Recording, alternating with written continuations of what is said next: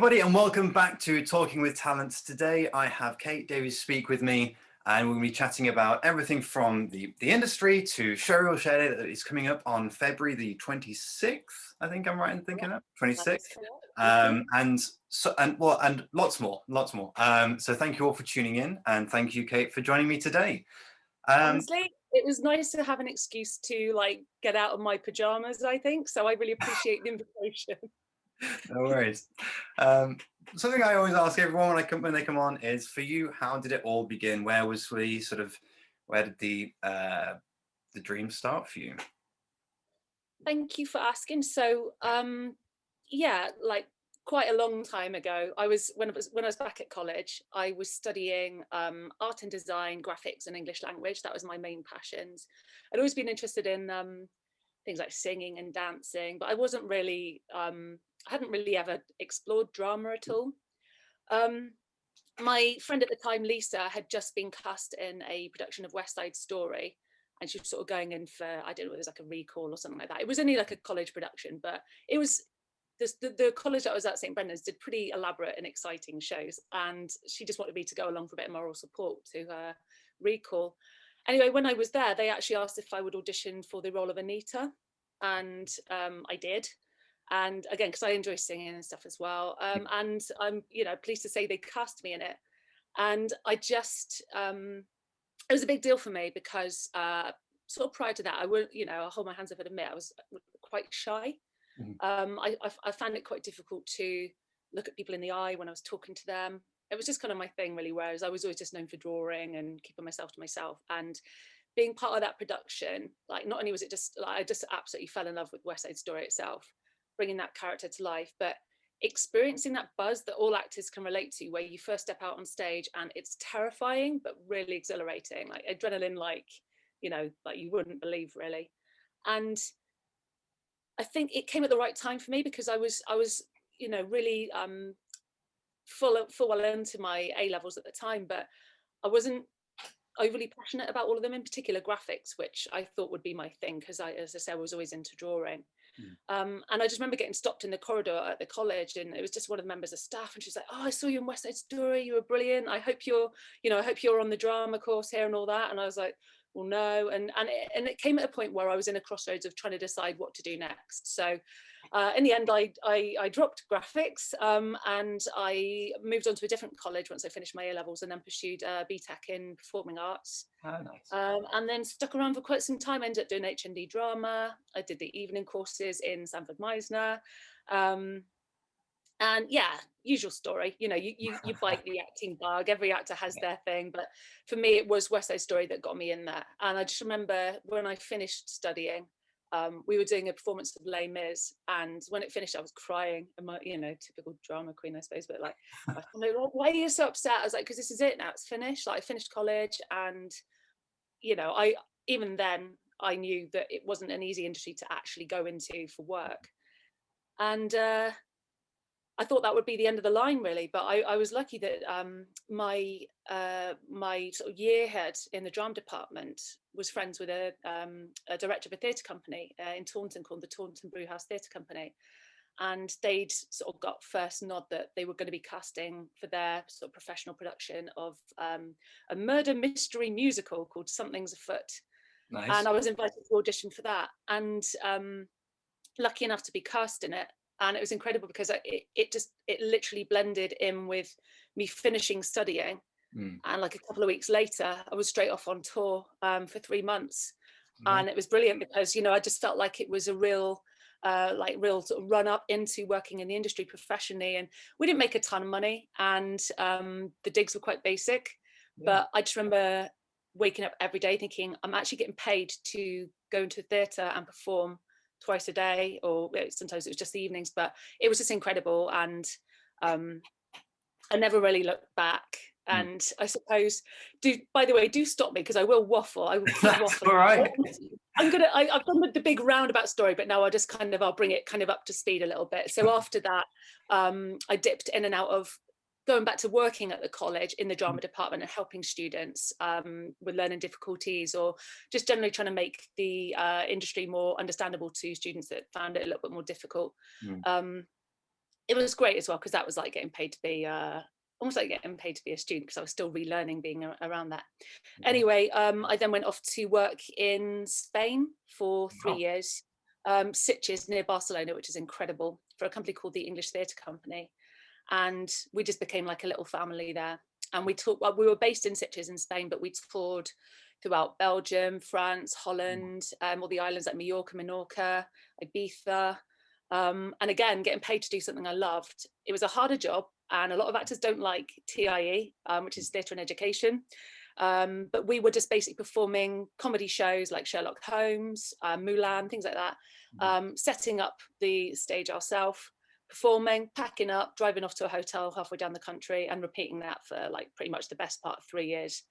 Amazing. Yes, yeah, and I loved it. I loved it. It was exhausting, but Yeah. it's where I met my now husband, Right. Steve, because we were tour buddies, and these things happen. Yeah. And then when I came back to the UK in 2012, I have to say, as much as I loved it, I'd really had my like fill of stage work, where we just done that many Yeah. performances. So I was like, I want to try screen acting now. So that was like my next thing. And Yeah. again, I haven't really looked back from that, because that has had its own Mm. sequence of adventures really that have kind of brought me Yeah. to kind of where I am right now. I mean, yeah, because I mean, I'm actually really surprised that of your theatre background, mainly because your presence on social media. Obviously, you've pioneered the way into Showreel Share Day, which is revolutionized the use of social media in terms of a networking tool. But we'll get on to that in a bit later. That sounds amazing though, with the tours you're doing. Were the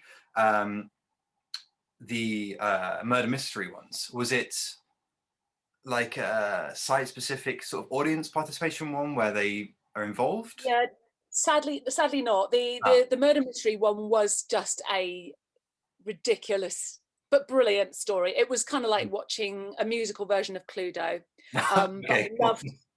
I loved the fact that like all of our characters, it was very ensemble, Mhm. but all characters kind of had their big showpiece just before they got bumped off. And Cool. I won't say right now who I played or what happened, just in case someone's not seen the show and they're ever interested. But I do think I had the best death sequence. It was brilliant. Um, but going on to the sort of audience participation stuff, I have had the pleasure of doing that kind of work within. I did two jobs. I did one called 28 Days Later, which was a street event, like I said, Oh wow, okay. street event. So I was playing a police officer, and basically people pay money to have the crap scared out of them. And there was like a zombie outbreak in Bristol. So obviously they'd have like a set route of where it was supposed to lead them. They would pay money, be briefed by certain actors, and they'd be sort of driven towards certain set points throughout the city, where Right. then the actor would then lead them in another direction, and they ended up in a nightclub at the end of the night. You know, it was a great experience. But I was playing a police officer, and I just remember being really excited because at one point I was like telling this group of them off for like, because they were slightly going the wrong way, and they genuinely believed I was a real police officer. I was just loving that. That was a proper power trip. So that was a lot of fun. And I did another site specific one called Fear at Avon Valley. Mm. And in that, I was just playing all manner of creepy, horrible things. And that was amazing. Like listening to grown adults squealing in fear whilst I chase them down a corridor is probably one of the highlights of my entire life, not just my Yeah. career, but I That's live for that. a friend of mine. There's one in Ireland where it's one of those sort of horror tours, I guess. Yeah. But you get taken through a cornfield. I think it's something that happens in Halloween, and it's all set in a cornfield. And I was like, Oh, wow. you're not doing that. No. That sounds brilliant. That sounds so good. I love stuff like Yeah. that. Just I guess slightly away from the acting world for a bit. Obviously, you do a lot of, and I'm going to use the word dressing up just because it gets me into the cosplay stuff Yes. From the sort of horror shows. But you've got a huge sort of passion for video games, which I definitely share with you there. And I know a main one that you certainly post about a lot, I'm sure there's others, but is the Tomb Raider series with Lara Croft. Absolutely. Yeah, yeah. Which you have actually done some incredible cosplays of Thank you. the newer reboots, that is, Yeah. and which are fantastic games. If you've not played them and you are an avid gamer, even if you're not an avid gamer, go and play them because actually they're fantastic. I actually did my part of my dissertation was on that game, on a Wow. certain scene when she something first happens and she cries in front of a fire. Um, Yeah, and yeah, I yeah, basically, my dissertation was about motion capture and performance capture and the involvement of video games. And so I oh actually wow. part of that as my dissertation. But it's honestly a fantastic game. But what is your draw to that particular one? Because that was your first cosplay, if I'm not mistaken. Yeah, pretty much. And Mm. when I say first and only, I'd say Lara is the one, she'll always be my go-to. So if there's an event coming up where I know that they're probably going to unveil a new Tomb Raider game or something like that. In particular, there's one called EGX, Mm. Electronic Gaming Expo. Yes, Don't I know. think so. I'll pop Could be it on the screen. We'll find it yeah, later. EGX. It's a great event. You know, people can try out new games and whatnot. So that's the kind of thing that I would be like, right, here's my opportunity to like see what Lara's next look is going to be, and I want to see if I can achieve it. Yeah. In terms of Lara herself being like my girl, I'm probably going to be showing my age here, but I idolized her when I was about 13, even when like the old school Lara. Mhm. And I do think, you know, you had you had the obvious kind of like sex appeal of Lara, which, you know, no one can deny that. That's always been a thing. That's what she was pretty much designed, because I'm pretty sure back in the very, very original day, she was going to be male. And I think she was going to basically be Indiana Jones. And then she evolved into the Lara Croft we know. But even at a young age, I just think I really connected with the fact that they'd actually gone for a strong female lead in a video game. And I don't Yeah. recall having that experience prior to that. Um, and my influence, like, sorry, the way that Lara influenced my life, I've banged on about in so many videos over the past, but silly things, you know, like I say, sort of feeling independent, feeling like you don't need to have a man by your side in order to be sort of sufficient, to go adventuring. You know, it was my kind of like love for Lara that inspired me to book a trip to Southeast Asia on my own, which I still can't believe I did, really, because I don't think I'd do it now. Maybe I've wussed out a bit now, but things like that, you know, just thinking like, well, you know, I see this woman in this situation where she can handle herself and she's exploring these beautiful parts of the world, and it just really inspired me. And Mm. I'm also heavily into like fitness and working out and keeping strong and stuff. Mm. That's my other line of work. I'm a personal trainer. And again, Lara had some influence in that as well, because she was more than just a slim petite woman. She, you know, she's got tougher and stronger, and in fact they explore that in the storylines that you mentioned, like Yeah. the more booted version of Lara. She literally just goes on that character arc, which I Mhm. think is so appealing for women, um Yeah, in 'cause at order the to beginning, for them to love Lara's, yeah, in a different way. It's someone being sort of broken down and working hard yeah. to emotionally and physically get stronger until the point, you know, there's the part towards the end of actually maybe that's a spoiler, I don't know, one of the games where she just turns it on its head and she's Yeah. a different character from what she starts out being. And I just think Yeah. that's amazing. And I you know, there was many times, it must just be the dark hair or whatever, but you know, when people would say, oh, you remind me of Lara Croft, and that to me was just the biggest compliment, because she Yeah. was my idol. You know, I didn't grow up idolizing Madonna or all these different people. I idolized Lara Croft. So if people ever compared me to her, it was, like I Yeah. say, you know, it was the Absolutely. biggest, most complimentary thing they could do. And so yeah, I wanted to see how much I could push that with a bit of cosplay. And it does start off being quite basic, and you think, oh, I'm just going to tear my vest and put a bit of fake blood on. But then once you meet other cosplayers and you see the commitment to cosplay, like, it's Yeah. incredible. I almost don't feel worthy being called a cosplayer, because I did not spend anywhere near enough time on my costumes. But some of them at these gaming events were just like mind-blowingly brilliant. Mhm. The amount of detail and craftsmanship that went into making their work. And I think the only thing that I actually worked hard on, with my friend Tom's help, with the I never called them ice picks or pickaxes, but the axe things that Yeah. Lara has, where she Yeah. wedges them into the side of the mountain in order to climb up. Like my friend Tom did like a 3D print of those, and then Oh, I nice. painted them up Brilliant. red. I remember painting them red so they look really beautiful, and then I wanted to make them look real, so we like spray painted a bit of silver on it, and then like chipped away at it, wrapped it in Yeah. bandages, put some like bloody handprints on it, and it properly looked like, by the end, like a Mm. proper authentic prop, to the point where when we took it to EGX, I was really worried I was going to get it confiscated, to be honest. So Yeah. yeah, just again, cosplay and the detail, I just think it's really awesome. And um I suppose if I had any other characters I'd like to cosplay, potentially would be, I love Claire Redfield from Resident Evil. I absolutely love her. Okay. um T. Furlockhart from Final Fantasy VII, although she doesn't wear a lot of clothes, so maybe that would be for a day when I'm feeling a bit more body confident. I don't know. It's I right like Ellie and Abby from The Last of Us 2. Someone else has popped into my head and I've forgotten already. There's a But huge yeah, surge with yeah, the new Resident Evil game that's coming out with, yeah. Mrs. Demetrius. So this is why everyone calls her the tall lady, because nobody Yeah. can pronounce the name. So I've never played any of the Resident Evil ones, but I like the idea of vampires and witches, and so that might be the first one I go to. But there's been so many cosplays of the tall vampire lady, which have been brilliant, and there seems to be a huge, I guess, community of cosplayers, certainly in America, whether that's just more vocal than the ones in the UK. Because of course there are, I know people personally who do it, but it just seems it's so much bigger in the States. Then again, it's bigger.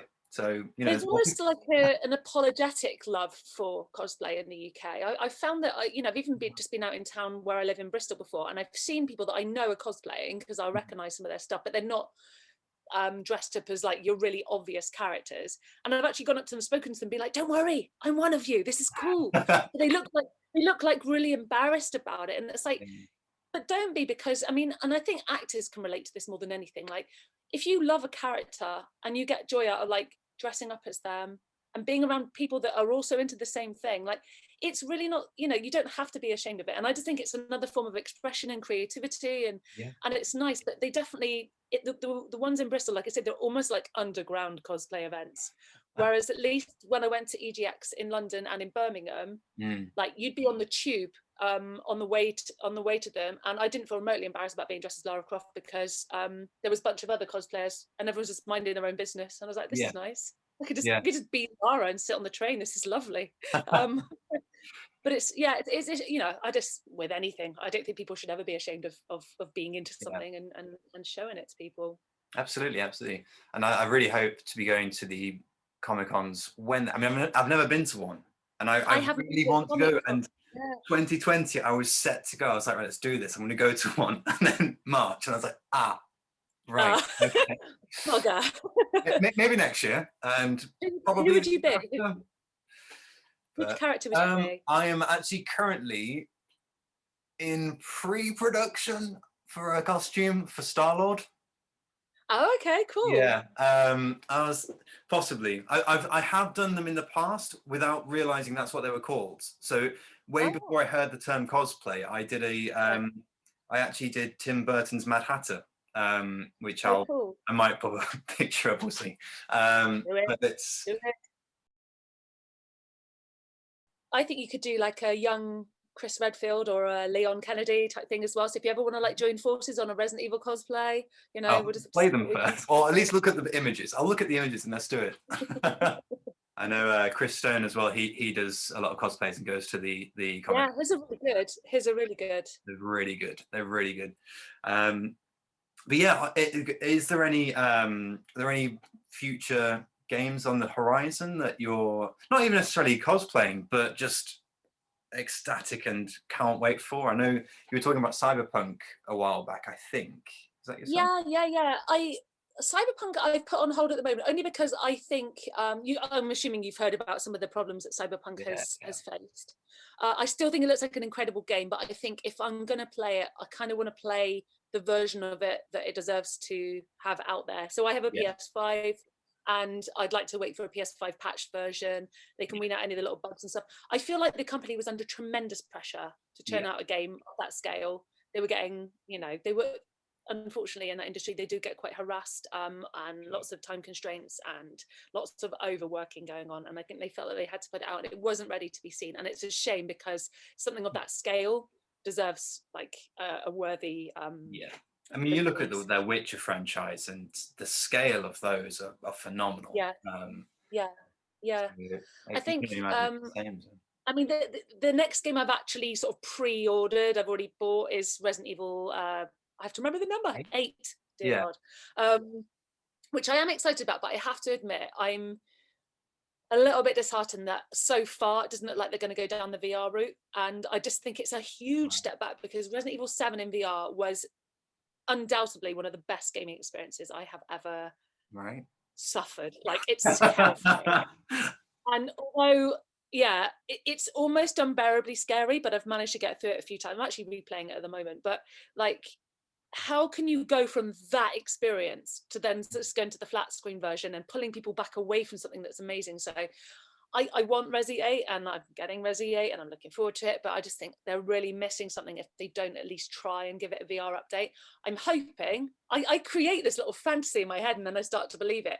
I keep thinking they're going to announce the PSVR 2 soon, and that's why they're not mentioning this sort of unheard of compatibility with VR on Resident Evil 8, because they're keeping it all under wraps until they unleash the new headset. So all of this is completely fantasy. It doesn't exist, but that's what I'm looking forward to Sounds anyway. plausible. Just out there.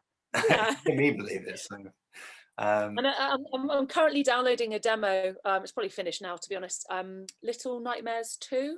Which is out on a few different platforms, but I'm gonna try the PlayStation 1 this evening, and if it's scary enough, then I'll be buying that later as well. So just basically any horror games. right, fair play, fair play. I'm a huge fan of Hunt Showdown, which is kind of like a Western zombie style game. Great fun. Oh, cool. Great. Yeah, yeah.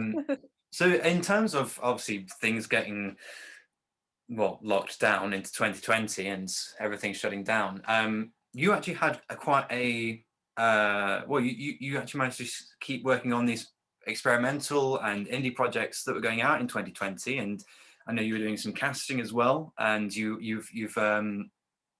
are working in, hang on, where I forgot it, Bewildered, the COVID-19 story, and you're playing. Oh, yes. Can Yeah, we talk yeah. about this? Is this? I think so. Yeah, the guys Yeah. haven't given away lots of detail on it, but I mean that with Bewildered, and I did one called The Lockdown Hauntings Mm, and Sequestration. I'm crap at pronouncing some of the stuff that I've worked on. Where I'm going with this is I've been really lucky, actually. I was actually just assuming, not only due to lockdown, but also having had a baby a year ago, that I would be taking like a little bit of time out. Like, I've just kind of made my peace with that. I was like, it doesn't do any harm to take a step back and focus on some other things for a while. And yet last year actually ended up being the busiest I've been in a very long time. With the first one you mentioned, with Bewildered, that was one where it was very handy because my scenes on that were somebody finds video message from me, so I was able to literally just perform it straight to camera, looking down the lens, and just try to be as authentic as possible, delivering what actually did end up being quite an emotional piece, because it was based on COVID and stuff like that. So obviously it's a sensitive subject, and even back then, I suppose we didn't even quite understand the gravity of it entirely, because COVID was just becoming a thing. yeah. Um, I hold my with hand the, and say that I was fully expecting it to be over by June, and I was like, no, they'll figure yeah, it out. but Then we didn't know, no, but that's the thing, we didn't, and we just get sucked in with the ride, really, don't we? We just got to kind of see it through and hope, really. I mean, I'm optimistic right now that she says that, but I'm hoping that by the summer things can be up and running again. But if they're not, we just got to adapt to that as well. We just got to keep doing it on a little kind of rolling basis, yeah, and keep our chins up, really. But with the lockdown hauntings, the reason I bring this one up is because I have to give credit, if possible, to Howard J. Ford, the amazing director and producer on that. He already makes some really awesome movies. He's made one called Never Let Go. What's his other one called? He's got a zombie one as well. But anyway, his stuff's really cool. He contacted me sometime last year via LinkedIn and then Twitter, and he was just asking if I'd be interested in a part in his lockdown movie. And I was thinking, well, we're not really supposed to be filming anything right now. How's this going to work? But what he is basically the most incredibly talented one-man band I have ever met. He rocks up to your house with all of this equipment, and he can make the scene look as cinematic as any huge scale big crew production I can think of. And basically just gave us all like short scenes to he would either give some of the scripts. I think with me he just said, look, I'll give you a rough idea, but if you can just kind of improv some of it, that'd be better, because the scenario of the story is He's got Tony Todd as well, who played the Candyman, which was really awesome. So people are filming from all over the world, Right. and it's about during the lockdown. You know, people are going through isolation, anxiety. The streets are empty, or they were certainly empty during the first lockdown, when Yeah. we shot it. And as it's a horror film, the concept was that because of all this sort of empty street energy and anxiety energy, spirits were now able to manifest themselves and roam the world without the fear of being discovered or what have you. And there is one spirit in particular who is the spirit of a convicted murderer who died in jail. And he uses the opportunity of lockdown to invade people's homes and start haunting them and doing all kinds of things. So the lockdown hauntings involved us shooting from our homes, with Howard at a safe distance away, but still bringing what I think is going to be quite a creepy horror feature film to people's screens, which I just think is brilliant. And also I was so pleased that I was able to involve my baby Jamie in it as well. I think he was only about 4 or 5 months old at the time. And yeah, so he's had his part in it, but just to integrate all these like obstacles that we were all facing at that time and still be able to use this to shoot a film, I Yeah. think lifts my spirits more than anything I can think of, because it's so easy to lose faith really at the moment with, you know, for all the different factors and stuff. And there's still amazing creatives out there just making it work for them. You know, there's another company as well. I can't remember all their names, unfortunately, but they made a film called Host, which is one of the best horror films I've seen in like the last decade. It's so good, and it's all filmed on Zoom. Oh, right. Okay. So people just taking these obstacles that are thrown at them and still creating something that's really blinking good. I just think, you know, that keeps the enthusiasm going. So Yeah. I mean, it's certainly doable. There's a fantastic I mean, I confess I'm not a huge fan of horror films, so I tend to avoid them. I'm a massive wimp. But there's an amazing episode in Modern Family where the entire episode is shot through Skype, and on Claire's laptop. So you see a desktop and it comes up with like Skype, and then there's Facebook chat messages and stuff like this, and it's entirely doable. It's just having that sort of vision to be able to put it all together, and take someone very special to do that. So that's fantastic. Sounds really good. We'll put some links to them as well, and sort of link the projects and people. And we spoke about it very briefly towards the beginning, actually, about our interview. But Showreel Share Day. So this is a huge event that happens biannually. Is it? Is it just annually? Yeah, annually. It's not that. It's not even that set in stone. Sometimes it's it started off being a couple, maybe 3 times a year. I've been doing it, I think, now for 6 years or so. Now I try to make it once a year in order to not overflood social media with it. I think let it have its day and then move on. And I'll just pick the date randomly based on when I believe actors might need a bit of a boost. Like, so last year we did it at the start of lockdown. I wasn't even going to do any more Showreel Share Day. I pretty much handed in my Showreel Share Day notice. And then I thought, well, you know what, people just need a little bit of something to be excited about, and so why not, kind of thing. Because it's really not a big deal to set something like that up once it's already kind of taken form. So yeah, once a year at the moment, but I'll just play it by ear. Yeah, exactly. And it's so for anyone who has either not seen or hasn't taken part in it, it presides mainly on Twitter. It doesn't really leach over into any of the other platforms. So you do need a Twitter handle, and basically you can put a sizzle reel of your showreel, which does need to be under 2 minutes 19 seconds for it to autoplay. Yeah, about that. And yeah, so you put the hashtag Showreel Share Day, and it's obviously then they all come under the same hashtag, and they get shared around, and people who are involved in the events will share yours and you share theirs, and it's an amazing time when a load of people come together and just support each other and support each other's work. And hopefully casting agents do sit through and watch them. I know certainly they have in the past, and so no reason why they shouldn't this year. But I know there's a lot of people who have had work come through this, and so it's an incredible thing you set up 6 years ago, and they're still working on it now, and it's it's a wonderful thing. But how did that start? What sort of made you go, there needs to be some sort of day, an event that we do this. It's quite a sort of, well, it's quite a unique idea. Thank you. Well, it began by accident. Um, you know, I had a few friends who did very similar things. It'd be really kind of rude of me not to mention that. You know, I'd have friends on Facebook and stuff who would be like, "Oh, it's Showreel Sunday" and stuff like that. So it was kind of a thing. Like every now and then, people just go, Sure. rather than just promote my work, I'll put something out there that everyone can be part of. Fine. So it wasn't like groundbreakingly different at the time. It just so happened that as someone who was previously very insecure of my showreels, I always hated my showreels. I hadn't really worked on projects that I felt were fully showcasing what I felt like I could do. I'm sure most actors feel this way, always overanalyzing the thing. Anyway, just by some miracle on this one occasion, I'd worked on a couple of films that I was quite proud of. And I put my showreel together and I thought, I actually feel brave enough to share this today. And just as I was like uploading it to Twitter, I was like, oh, this is terrifying. So I thought the only way I can get around this fear is to invite people to join me. So I'm not going, hi world, look at me, aren't I wonderful? I'm going like, here's what I've got, let's see yours as well. It was literally like a share thing. Mm. So I just randomly put in the hashtag Showreel Share Day. And then like some of my other active friends, they started sharing theirs underneath. And then I just remember my friend Sabrina Dickens was like, sending me this message going, Kate, you do realize this is trending in the UK right now? I'm like, what?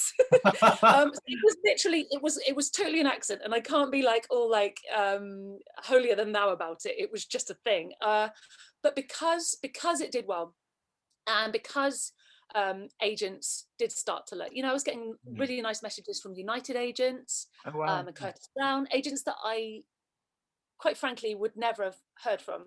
Mm. You know, I'd written to them for years, but I would not have really got a response in the past. But they were like, this is wonderful, you must let us know when you're doing another one. I was like, okay, Okay. well. And then I was like sugar, I better do this properly next time, because it's got some weight behind it now. And so I will quite honestly say that every single Showreel Share Day event has been one of those things where it's had to be like slightly refined and doctored a little bit. And you mentioned Chris Stone before when we talked about our cosplay, but he put up a lot of advice in the past, because you know, he knows this thing when it comes to showreels, and he put up a lot of advice in the past about keeping them to a specific length and how to get them to autoplay on Twitter and that. So it just, you know, shared those kind of ideas across. That worked incredibly well. So that's one of the rules that ended up in Showreel Share Day. And now, I suppose, based on last year's success, and what I'm hoping will work this time, is actually not the constant retweeting of everyone's showreels, because originally I figured that that was how we were going to get it trending. I thought it's only going to work if everyone just constantly shares each other's work all day. And of course, that's in keeping with the sharing Showreel Share Day aspect. But actually, people just need to put their own online. They don't need to tag anybody. They just need to keep it where people can find it. So if they pin it to their profile, and then I feel like, you know, if I'm going to organize this event, I can do my bit. So I will use the Showreel Share Day page to put up like a very specific Showreel Share Day official tweet. And then what actors have actually got to do is upload their work to their own page, copy a link to that tweet, and then all they've got to do is paste their links below my pinned tweet, and that will stay there until the next one next year. So at any point, doesn't just have to be on the day, but at any point, if anybody is ever casting for anything, I could just go, oh, hi, like, check out this link. There's over 1,000 really awesome actors attached to this. Yeah. And you can just, you know, because they're auto playing, if you scroll through the timeline and you just put video or media, you don't even have to see people's like written messages. You just see showreel after showreel after showreel as you scroll down, and it's so handy. And I've actually used it myself to cast 2 feature films. So I just hope that people see the handy aspect of it. It's a lovely day. I'm really glad it brings people together. It's incredible when you hear those kind of things, but I also want it to be useful. Yeah. And going back, so when you say sort of like, how did it come about? Yes, there was that whole story I said about it being an accidental thing, but also, you know, I have been there in the industry as one of those actors who did literally send a printout of my headshots, put things in envelopes, sent showreels off on CD, never got stuff back, never got replies, never ever thought that anyone would ever give the time of day to watching my showreel, let alone other people's showreels, just because you'd asked them to. And for the help of 1 or 2 really nice casting directors, Nikki Meadows being one, Faye Timby being another, many others. They gladly give up their time. They're very clear that they only want to play by the rules. They don't want to be tagged in them. They don't want to be annoyed or bombarded by show reels. Yeah. But they're basically going, look, I'm going to put the kettle on this morning, and I'm then going to designate a couple of hours of my day to actually sit and watch a show reels. You can't ask for more than that. That's amazing. Like, we're literally going, you're giving up your time because we've just asked you to do this. And we do work as a team. And I think if we keep doing it this way, where people respect the rules, respect the sort of invasiveness of it, and we get it going properly, it's a really nice thing to be part of. What's difficult is when it starts to run away with itself and people don't necessarily know how it works, and they just come in and you know, and it's it becomes irritating for people, and the last thing you want is people to start muting you on social media or blocking you because they feel it's intrusive. So it's just striking that balance. And as I say, we're never going to get it 100% right, but I think it's important to go, that worked, that didn't, that worked, that didn't, and we're just going to keep going like that each time. And I think if there's a point in the future where it really starts to feel like it's not fun and it's not beneficial anymore, then I'll gladly step away and just go, right, fine, it was fun, but it's done. But the reason I come back is because I do not only get messages sometimes from people that say that it's worked for them, but I've worked alongside actors that have actually come up to me and gone, do you realise I wouldn't be on this job if it hadn't been for Showreel Share? And again, I'm not being self-righteous, but it is a teamwork thing. And I think if we get the Showreel Share team, which is all the actors on social media that want to play, then let's just have this free way of getting people's work out there. Like, you can't go wrong. It's free. And we don't have any money and we don't have any work right now. That's the reality. So let's just do what we can to try and generate some of that between us. No, that's fantastic. And it is a wonderful day. So anyone who's looking to take part, or if you're new to it, again, so it needs to be under 2 minutes 19 for it to autoplay on Twitter. Under the hashtag of Showreel Share Day, pin it to your profile and add your tweet link under Kate's pinned tweet. So that's a 4, 5 things you need to do. But thank you so much for joining me today. It's been honestly such a pleasure talking to you. Such a pleasure. Likewise. Pleasure. Well, thank you so much, everyone. Showreel Share Day will be on the 26th of February in 2 weeks' time. So make sure your reel is up to date and ready to go out. And remember, it needs to be a sizzle version. So feel free to make a long one, up to about 3 minutes is the max. But it does need to be 2 minutes 19 to autoplay on Twitter. So have 2 separate reels. That's a really good point, actually. Sorry to interject there, but just to say, absolutely perfect. Sizzle reel for the autoplay, but why not also include a link to an external site where they can host one as long as they flipping well want as well? Like, get it all on there, get your websites on there, get your details, put your location. But yeah, get that autoplaying video on because it will catch their eye straight away like that. So yeah, perfect. Exactly. But yes, thank you again, everyone, and thank you, Kate. And everyone, stay safe, stay creative. There is light at the end of the tunnel. We can all hope. So thank you, and we'll see you next time.